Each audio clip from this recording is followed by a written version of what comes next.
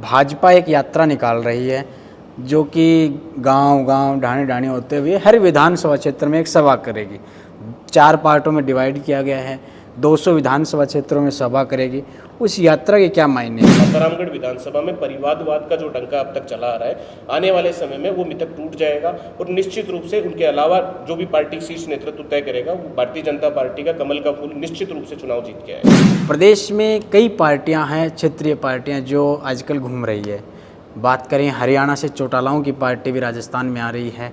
हरियाणा में उनका भाजपा के साथ गठबंधन है और दातारामगढ़ में अभी हाल ही में जो लंबे समय से एक परिवार का राज रहा है, उनकी बहू जो रीटा जी है वो जेजेपी में शामिल हो गए हैं।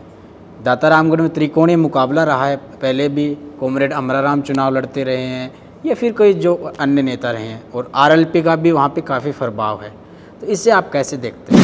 वर्तमान गहलोत सरकार को ये लगा कि आने वाले छात्र संघ चुनाव के अंदर एनएसयूआई किसी भी विश्वविद्यालय में अपना अध्यक्ष नहीं दे पाएगी, तो उस चीज़ से डरते हुए, क्योंकि लोकतंत्र की प्रथम पाठशाला छात्र राजनीति को कहा गया है, लोकतंत्र की शुरुआत अगर कहीं से हुई है तो वो छात्र राजनीति से हुई है। यहाँ पर वर्तमान में राजस्थान के मुख्यमंत्री अशोक गहलोत साहब को ये लगता है कि राजस्थान में यदि सरकार बनानी है तो सबसे पहले विश्वविद्यालय की राजनीति में हमारी सरकार बननी है। आप दातारामगढ़ से दावेदारी कर रहे हैं, लोगों की डिमांड है। आप कहते हैं भले ही कैमरे के सामने कि मैं दावेदारी नहीं कर रहा हूं, लेकिन लोग तो कहने लगे हैं। तो मैं एक चीज़ और जानना चाहता हूं, यूथ होने के नाते, कि अक्सर देखा जा रहा है कि जो भाजपा की सरकार है या भाजपा का जो केंद्रीय नेतृत्व है वो गुजरात मॉडल को राजस्थान में इम्प्लीमेंट करना चाह रहा है। गुजरात मॉडल में बात करें तो युवाओं को मौका दिया गया है। तो आप अपने आप को कैसे देखते हैं? एक पंचायत समिति मेंबर हैं और गुजरात में भी ऐसे कई लोगों को मौका दिया है और वो विधानसभा पहुंच गए। आज़ादी के बाद से ये पहली ऐसी सरकार है जिस सरकार के कार्यकाल में सबसे ज़्यादा पेपर लीक हुए हैं। राजस्थान की माताएं बहनें, जो हमारी बहनें हैं, वो चाह रही हैं कि उन्हें युवा रोजगार मिले। तो गहलोत सरकार को इनको रोजगार देने के अंदर पहल करनी चाहिए थी, ना कि मोबाइल देकर के। मोबाइल की योजना शुद्ध रूप से ढकोसला है, उसका किसी भी प्रकार का असर होने वाला नहीं। जो फोन दिए जा रहे हैं वो फोन आउटडेटेड है। बिल्कुल, वर्तमान में ये भौतिक युग है, औद्योगिक युग है और इसके अंदर सब लोग लेटेस्ट, हाईएस्ट, आगे से आगे नई तकनीक का प्रयोग किया जा रहा है। जितने भी फ़ोन दिए जा रहे हैं वो फ़ोन केवल एक ढकोसला है, पिटारा है। उन फ़ोनों को, सारे फ़ोन आउटडेटेड है। इसमें राजस्थान की जनता ने पूरा मन बना लिया है। पूरा मन बना करके राजस्थान की जनता ने ये तय कर लिया है कि आने वाले विधानसभा चुनाव में वो भयंकर आतंक की जो वर्तमान की सरकार राजस्थान में है, इसको निश्चित रूप से उखाड़ देंगे। नमस्कार, मेरा नाम है अभिषेक जाखड़ और आप देख रहे हैं आरजे टीवी 24। आरजे टीवी 24 की चुनावी यात्रा लगातार जारी है। इस चुनावी यात्रा के अंदर हम गांव-गांव, ढाणी-ढाणी जा रहे हैं और लोगों की समस्याओं को सुन रहे हैं। और गांव देहात में अक्सर यही समस्या देखने को मिलती है, पीने का पानी नहीं है।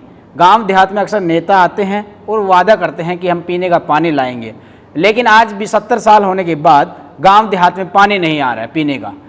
सिंचाई की तो दूर की बात है, लेकिन पीने का पानी नहीं आ रहा है। इसी के चलते आरजे टीवी 24 की चुनावी यात्रा पहुंची है दातारामगढ़।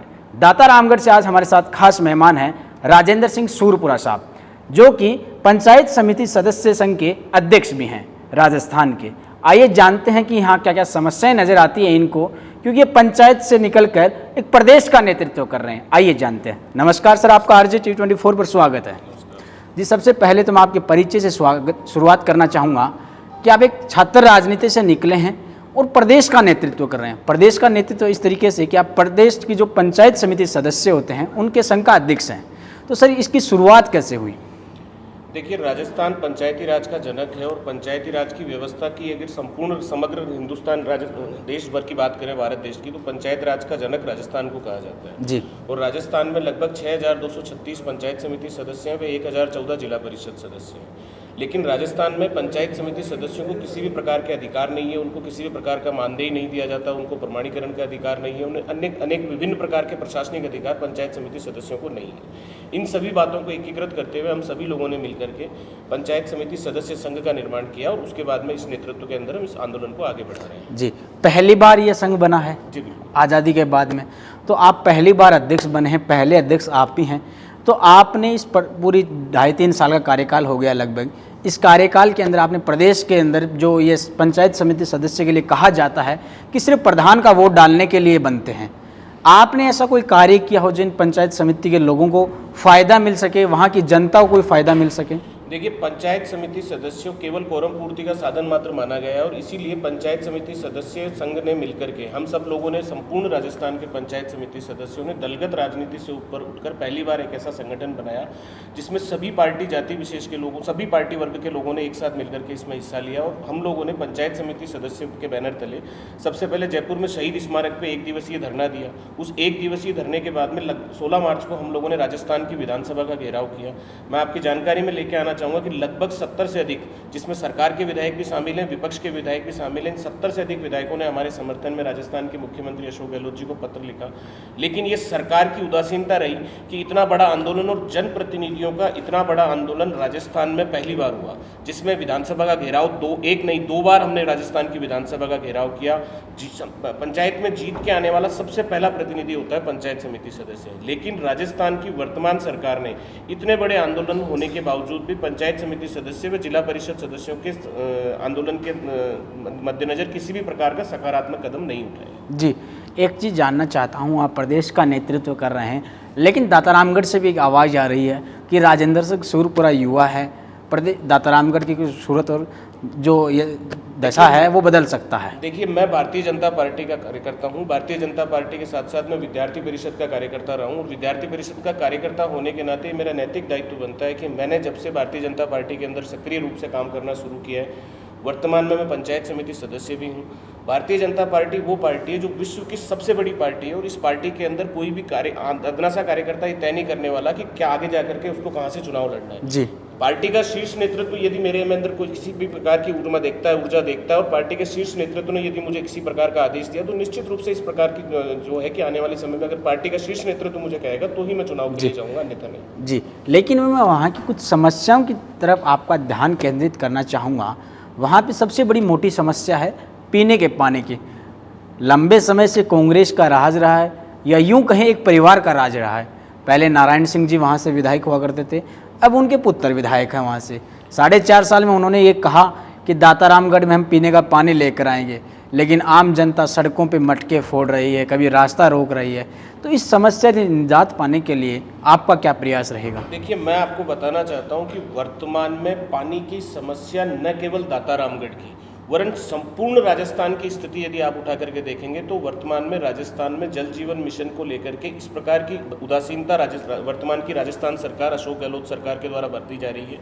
वर्तमान में केंद्रीय जल शक्ति मंत्री हमारे श्री गजेंद्र सिंह जी हैं, जिनकी हर घर नल योजना जो उन्होंने लागू करी थी, उस योजना का पैसा राज्य सरकार के द्वारा दिया ही नहीं जा रहा, जबकि उस पैसे को रोका जा रहा है, जबकि केंद्र सरकार के द्वारा पूरा बजट आवंटित किया गया है। लेकिन यहाँ पर राज्य सरकार के द्वारा उदासीनता रखी गई, उस पैसे का सुव्यवस्थित नियोजन नहीं किया गया, उस पैसे को धरातल पर नहीं लेके गया। अन्यथा केंद्र सरकार की हर घर नल योजना यदि लागू हो जाती है और संपूर्ण राजस्थान में अगर उसको विस्तार कर दे तो निश्चित रूप से जल के अंदर एक क्रांति सी आएगी। और आने वाले समय में जब राजस्थान में भारतीय जनता पार्टी की सरकार होगी और भारतीय जनता पार्टी केंद्र में और राज्य में दोनों जगह जब भारतीय जनता पार्टी की सरकार होगी तो निश्चित रूप से आपको देखने को मिलेगा कि सबसे ज़्यादा यदि महत्वपूर्ण कार्य सरकार के द्वारा किया जाएगा तो वो हर घर नल योजना, हर घर जल योजना के अंदर ही अंतर्गत किया। यूँ कहें कि डबल इंजन की सरकार। जी बिल्कुल, निश्चित रूप से आने वाले समय में 2023 में राजस्थान में डबल इंजन की सरकार ही बनने जा रही है। भारतीय जनता पार्टी प्रचंड बहुमत से राजस्थान में सरकार बनाने जा रही है। लेकिन गहलोत साहब बरपार योजनाएं ला रहे हैं, कभी महंगाई राहत कैंप ला रहे हैं, तो फिर कभी जो चिरंजीवी योजना है उसको लेकर प्रदेश में ढिंडोरा पीटा जा रहा है। क्या वो चिरंजीवी योजना धरातल पे पहुंच पा रही है या नहीं? क्योंकि कुछ लोगों को तो मैंने फ़ायदा लेते हुए देखा है, लेकिन वहीं पे कुछ लोग ये कहते हैं हमें फ़ायदा नहीं मिला। देखिए, मैं आपका ध्यान अंगीकृत करना चाहूँगा कि राजस्थान में वर्तमान में गहलोत साहब ने अनेक प्रकार की घोषणाएं करी है और उन घोषणाओं की वाहवाही लूटी जा रही है। लेकिन वर्तमान में यदि धरातल पे आप देखेंगे तो गहलोत साहब की योजना अफसरशाही के भ्रष्टाचार के अंदर लिप्त होती नजर आ रही है। अफसरशाही के अंदर अशोक गहलोत साहब की योजनाएं धरातल पर पहुंच ही नहीं रही है। धरातल पर गांव ग्रामीण के लोगों को ना तो किसी प्रकार की योजना का लाभ हो पा रहा है, ना ही उनके पास में योजना पहुंच पा रही है। इसलिए इनकी जो योजनाएं हैं वो केवल घोषणा बन के रह गई है। उसको आप जब तक धरातल पर नहीं लेके आओगे किसी भी प्रकार की सफलता नहीं मिलने वाली। वर्तमान में राजस्थान की जनता ने पूरा मन बना लिया है। पूरा मन बना करके राजस्थान की जनता ने यह तय कर लिया है कि आने वाले विधानसभा चुनाव में वो भयंकर आतंक की जो वर्तमान की सरकार राजस्थान में है इसको निश्चित रूप से उखाड़ फेंकेगी। वर्तमान में राजस्थान में यदि आप घोषणाओं को लेकर के देखें तो मेरा निश्चित रूप से दावा है कि एक भी योजना धरातल पर खरी नहीं उतर रही है। जी, मुख्यमंत्री जी ने अभी एक स्मार्टफोन योजना लेकर आए हैं जिसमें महिलाओं को स्मार्टफोन दिए जा रहे हैं या फिर बच्चियों को स्मार्टफोन दिए जा रहे हैं, तो इस योजना को आप कितना फ़ायदेमंद मानते हैं बच्चियों के लिए? देखिए, सबसे पहले तो जो फ़ोन दिए जा रहे हैं वो फ़ोन आउटडेटेड है। बिल्कुल। वर्तमान में ये भौतिक युग है, औद्योगिक युग है और इसके अंदर सब लोग लेटेस्ट हाईएस्ट आगे से आगे नई तकनीक का प्रयोग किया जा रहा है। जितने भी फ़ोन दिए जा रहे हैं वो फ़ोन केवल एक ढकोसला है, पिटारा है। उन फ़ोनों को सारे फ़ोन आउटडेटेड है। फ़ोनों के अंदर भी राज्य सरकार के द्वारा ये किया गया है कि सबसे पहले जिस चयनित व्यक्ति का नाम आएगा पहले वो चयनित व्यक्ति अपने फ़ोन से कुछ राशि सरकार को जमा कराएगा, फिर वापस उसके पास में वो राशि आएगी। तो इस प्रकार का जिस प्रकार का इन्होंने आडंबर रचा है ये निश्चित रूप से पूरा शुद्ध रूप से ढकोसलेबाजी है। और फ़ोनों का जो है आउटडेटेड फ़ोन को वर्तमान में किसी व्यक्ति को आवश्यकता नहीं है।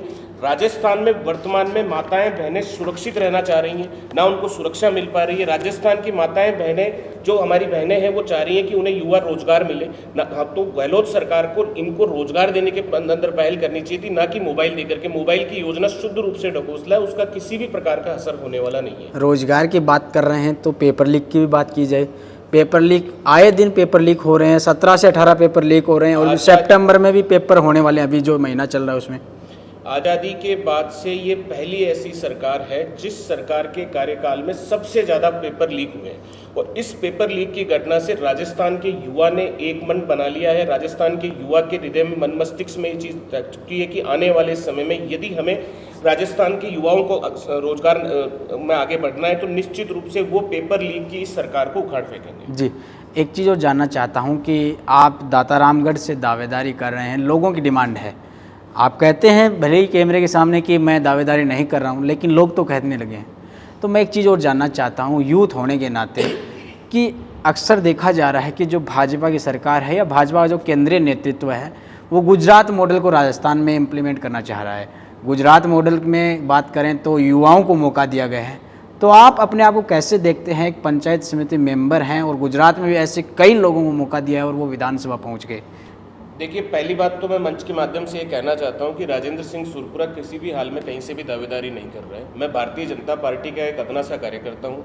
वर्तमान में पंचायत समिति सदस्य संघ का प्रदेश अध्यक्ष हूँ और पंचायत समिति संघ के प्रदेश अध्यक्ष होने के नाते मेरा जो नैतिक दायित्व बनता है कि पंचायत समिति सदस्यों के आंदोलन को मैंने जो खड़ा किया वो मैंने अकेले का नहीं, राजस्थान के 6236 पंचायत समिति सदस्य व 1014 जिला परिषद सदस्यों की आवाज़ को हमने बुलंद करने का काम किया है। जी। रही बात चुनाव की, तो भारतीय जनता पार्टी वो पार्टी है जिसमें अंतिम पंक्ति में बैठे हुए व्यक्ति के बारे में भी चयन किया जाता है और पार्टी का शीर्ष नेतृत्व ये तय करता है कि यहाँ पर हमें किस व्यक्ति को कौन सा काम देना है, किस व्यक्ति का किस कार्य में नियोजन किया जा सकता है। तो निश्चित रूप से ये सारा निर्णय करना पार्टी के शीर्ष नेतृत्व में, वर्तमान में नरेंद्र मोदी की देश में सरकार चल रही है, हमारे प्रधानमंत्री यशस्वी लोकप्रिय प्रधानमंत्री के नेतृत्व में जो सरकार चल रही है, इसमें राष्ट्रीय नेतृत्व व प्रदेश नेतृत्व मिलकर जिस कार्यकर्ता के बारे में नियोजन करना चाहता है, किस कार्यकर्ता का कहाँ नियोजन है, उसे कहीं दायित्व देकर आगे भेजा जाता है, किसी कार्यकर्ता को चुनाव लड़ा के आगे भेजा जाता है, किसी कार्यकर्ता को पार्टी में दायित्व दिया जाता है। तो इस प्रकार का नियोजन करने का कार्य शीर्ष नेतृत्व का है, ना कि मेरा। तो पार्टी के शीर्ष नेतृत्व के द्वारा यदि मुझे किसी भी प्रकार का कोई आदेश मिलेगा तो निश्चित रूप से मैं उसके अंदर भागीदारी आप छात्र राजनीति से निकले हुए नेता हैं। छात्र राजनीति की बात करें तो आप लॉ कॉलेज के अध्यक्ष रहे हैं, लेकिन हाल ही में गहलोत की सरकार ने जो पहले वसुंधरा की सरकार में जो छात्र संघ के चुनाव हुआ करते थे उनको स्टार्ट किया था और अभी उन्होंने ही बंद कर दिए हैं। इसे कैसे देखते हैं आप? देखिए, मैं आपको बताना चाहूँगा कि वर्तमान की कांग्रेस सरकार को, क्योंकि राजस्थान के अंदर विभिन्न विश्वविद्यालयों के अंदर विद्यार्थी परिषद के लोग भी काम करते हैं और NSUI छात्र संगठन के लोग भी काम करते हैं। इन दोनों ही छात्र संगठनों के बीच में जब राजस्थान की वर्तमान गहलोत सरकार को ये लगा कि आने वाले छात्र संघ चुनाव के अंदर NSUI किसी भी विश्वविद्यालय में अपना अध्यक्ष नहीं दे पाएगी, तो उस चीज़ से डरते हुए, क्योंकि लोकतंत्र की प्रथम पाठशाला छात्र राजनीति को कहा गया है, लोकतंत्र की शुरुआत अगर कहीं से हुई है तो वो छात्र राजनीति से हुई है। यहाँ पर वर्तमान में राजस्थान के मुख्यमंत्री अशोक गहलोत साहब को ये लगता है कि राजस्थान में यदि सरकार बनानी है तो सबसे पहले विश्वविद्यालय की राजनीति में हमारी सरकार बननी है। और विश्वविद्यालय की राजनीति में मेरा मानना ये है कि गहलोत साहब का ये मानना है कि निश्चित रूप से वहाँ पर उनका जो छात्र संगठन है NSUI वो किसी भी प्रकार से सफल नहीं होता दिख रहा है। इसलिए अब आने वाले विधानसभा चुनाव में उनकी हवा खराब नहीं हो जाए, आने वाले विधानसभा चुनाव से पहले विद्यार्थियों के चुनाव के अंदर छात्र संघ चुनाव में यदि कांग्रेस को, सरकार के संगठन को हार मिलती है, उस चीज़ से डरने के लिए इन्होंने छात्र संघ के लोकतंत्र का गला घोटा है और ये बहुत ही बड़ा कुठाराघात है। राजस्थान का प्रत्येक युवा, स्पेशली छात्र जो है, छात्रों की प्रथम मानसिकता होती है कि छात्र संघ से निकला हुआ व्यक्ति ही आज वर्तमान में यदि आप देखेंगे तो प्रदेश में राष्ट्रीय नेतृत्व कर रहा है। शर्म की बात ये भी कही जाएगी कि वर्तमान में हमारे जो मुख्यमंत्री हैं अशोक गहलोत साहब, ये खुद छात्र राजनीति के जनक हैं और खुद छात्र राजनीति के जनक होकर के इन्होंने जो छात्र संघ चुनाव के बंद करके जो लोकतंत्र का गला घोटा है, निश्चित रूप से ये पीड़ादायी है, दुखदायी है। जी, भाजपा एक यात्रा निकाल रही है जो कि गांव-गांव, ढाणी-ढाणी होते हुए हर विधानसभा क्षेत्र में एक सभा करेगी। 4 पार्टों में डिवाइड किया गया है, 200 विधानसभा क्षेत्रों में सभा करेगी। उस यात्रा के क्या मायने हैं? देखिए, राजस्थान में प्रत्येक चुनाव से पहले परिवर्तन यात्रा निकाली जाती है और ये परिवर्तन यात्रा भारतीय जनता पार्टी के शीर्ष नेतृत्व के आह्वान पर निकाली गई है। ये चारों यात्राएं आकर के अलग अलग जगह पर आएगी, जिसमें भारत के राष्ट्रीय नेता भी इसको संबोधित करेंगे, वे प्रदेश के नेता भी इसके अंदर संबोधित करेंगे। तो गांव गांव, ढाणी ढाणी जाकर अंतिम व्यक्ति के बारे में इस यात्रा के साथ में एक सुझाव पत्र में पेटी भी चलेगी। उस सुझाव पेटी में प्रत्येक गाँव के अंदर जब ये यात्रा रुकेगी तो उस यात्रा का प्रथम उद्देश्य होगा कि कोई भी नागरिक, अंतिम पंक्ति में रहने वाला कोई भी व्यक्ति यदि अपनी कोई बात बताना चाहता है या भारतीय जनता पार्टी के माध्यम से या उसमें शिकायत पुस्तिका रहेगी, उसमें वो अपनी बात को रख सकता है। तो निश्चित रूप से परिवर्तन यात्रा का बहुत बड़ा परिवर्तन आने वाला है और आने वाले समय में राजस्थान में भारतीय जनता पार्टी की प्रचंड बहुमत से सरकार बनेगी। जी, आखिरी सवाल, आप हमारे चैनल के माध्यम से दाता रामगढ़ के लोगों को क्या संदेश देना चाहेंगे? मैं भारतीय जनता पार्टी का निष्ठावान कार्यकर्ता हूं। पार्टी के द्वारा जो भी आदेश होगा उसके बारे में कार्य करूंगा। मैं दाता रामगढ़ नहीं, संपूर्ण राजस्थान प्रदेश ही मेरा प्रदेश है। मुझे जहां कहीं से भी कुछ भी मौका मिलेगा, पार्टी का शीर्ष नेतृत्व जो भी कार्य करने के लिए कहेगा, मैं उसके बारे में जरूर विचार करूँगा। जी, एक सवाल और आगे, आपने दाता रामगढ़ का नहीं कहा, लेकिन मैं एक चीज़ और जानना चाहता हूँ। प्रदेश में कई पार्टियाँ हैं, क्षेत्रीय पार्टियाँ जो आजकल घूम रही है। बात करें हरियाणा से, चौटालाओं की पार्टी भी राजस्थान में आ रही है। हरियाणा में उनका भाजपा के साथ गठबंधन है और दाता रामगढ़ में अभी हाल ही में जो लंबे समय से एक परिवार का राज रहा है, उनकी बहू जो रीटा जी है वो जेजेपी में शामिल हो गए हैं। दाता रामगढ़ में त्रिकोणीय मुकाबला रहा है, पहले भी कॉमरेड अमराराम चुनाव लड़ते रहे हैं या फिर कोई जो अन्य नेता रहे हैं और RLP का भी वहाँ पे काफ़ी प्रभाव है। तो इसे आप कैसे देखते हैं? देखिए, मेरा मानना ये है कि निश्चित रूप से दाता रामगढ़ की यदि आप विशेष तौर पे बात कर रहे हैं तो 70 साल में अधिकांश वहाँ पर कांग्रेस प्रत्याशी जो है लगातार चुनाव जीतते रहे, एक ही परिवार का कब्जा रहा है। लेकिन वर्तमान के इस औद्योगिकरण के अंदर वर्तमान का युवा है जो जागृत हो चुका है। वर्तमान का युवा राजनीति में जातिवाद से ऊपर उठ चुका है। वर्तमान का युवा बदलाव की तरफ देखता है। वर्तमान का युवा विकास की तरफ देखता है। वर्तमान का युवा अपने आगे बढ़ने की तरफ सोचता है। तो निश्चित रूप से मेरा ये मानना है कि दाता रामगढ़ विधानसभा में परिवारवाद का जो डंका अब तक चला आ रहा है, आने वाले समय में वो मिथक टूट जाएगा और निश्चित रूप से उनके अलावा जो भी पार्टी शीर्ष नेतृत्व तय करेगा वो भारतीय जनता पार्टी का कमल का फूल निश्चित रूप से चुनाव जीत के आएगा। तो ये थे हमारे साथ राजेंद्र सिंह जी सूरपुरा साहब, जो कि दाता रामगढ़ से दावेदारी कर रहे हैं। जनता की ये पुकार है, अब देखना होगा कि दाता रामगढ़ में कमल का फूल खिलता है या नहीं, ये तो आने वाला वक्त बताएगा। लेकिन ये जो राजस्थान के अंदर पंचायत समिति सदस्य संघ के अध्यक्ष हैं और ये डिमांड कर रहे हैं प्रदेश में, जो कि इस सदस्यता को जो एक वोट के लिए गिना जाता है उनके लिए, अब ये देखना होगा कि ये सरकार इनकी मांग मानती है या नहीं, या फिर 2023 के अंदर भाजपा या कांग्रेस में जिसकी सरकार आती है वो भी इनकी मांग सुनती है या नहीं, ये तो आने वाला वक्त बताएगा। लेकिन आप RJTV24 की चुनावी यात्रा को लगातार देखते रहिए। RJTV24 की चुनावी यात्रा गांव गांव, ढाणी ढाणी जा रही है और लोगों की समस्याओं को सुन रही है। अगर आपके जहन में भी कोई सवाल हो तो आप हमें कमेंट सेक्शन के माध्यम से हमें भेज सकते हैं या फिर हमारे जो नंबर दिए गए हैं उन पे आप व्हाट्सअप मैसेज कर सकते हैं। फिर मिलते हैं किसी गांव में किसी नए चेहरे के साथ, तब तक के लिए मुझे दीजिए इजाज़त। नमस्कार।